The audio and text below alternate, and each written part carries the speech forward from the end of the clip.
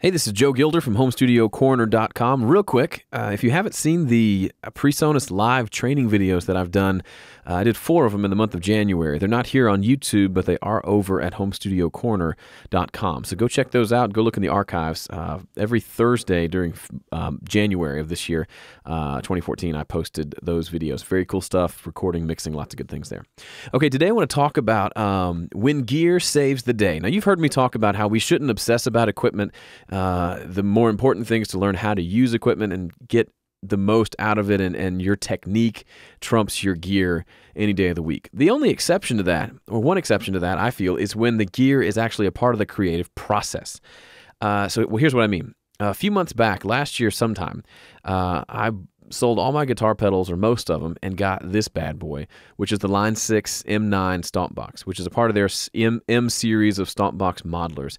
So this one essentially has 3 banks of virtual stomp boxes, and it's got all sorts of things. It's got a bunch of distortions, a bunch of delays, a bunch of reverbs. It's 75 different effects. It's got a bunch of these weird effects that I would never use live, but in the studio they can work. So here's an example. Here's a song I was working on with a client, and she came over. She wants this to be a very pop tune. So when she came over and recorded the scratch vocal and guitar, I was playing guitar, and I couldn't hear how this was going to turn into a pop song. Here's the original kind of what we recorded, the scratch part at least.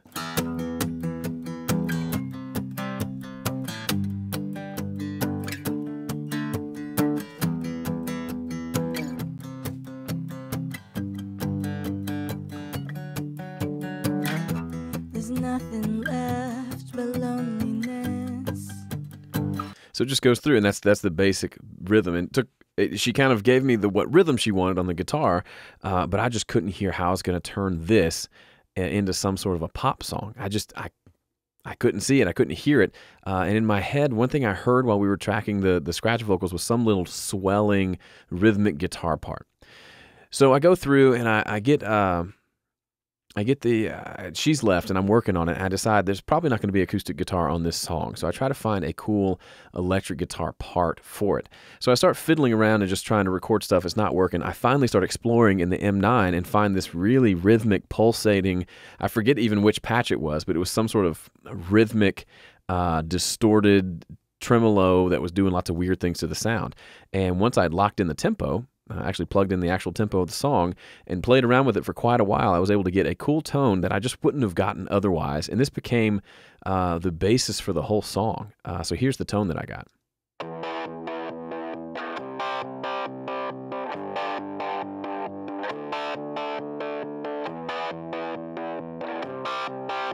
Now, maybe I could have accomplished that sound with plugins after the fact, but I wouldn't have had that sound until later. And this was the first guitar part that I recorded, and I built the entire song around this vibe. And so the creativity, having a piece of gear that put out a certain type of sound that inspired me, was huge. So when you're buying stuff, if you want to buy another piece of gear, I'd say get something that's going to help you create versus just getting a microphone or a preamp.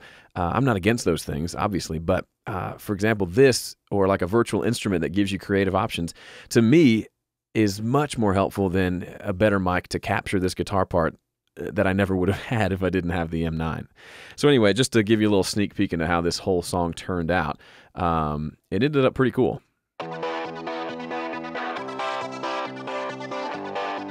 Let's go over to kind of the second half of the chorus, and you'll hear that part comes back in right here, and it's kind of the backbone of the whole song.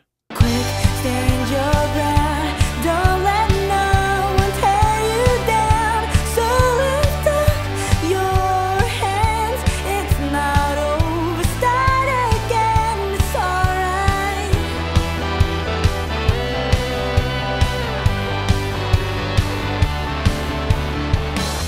I'm losing hope, and what is free?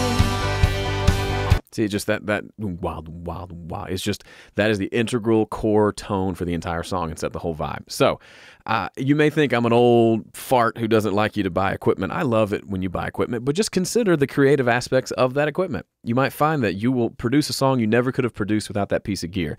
And that, to me, is inspiring and exciting. If you haven't gotten a copy of my ebook, 31 Days to Better Recordings, you can get a copy for free over at HomeStudioCorner.com.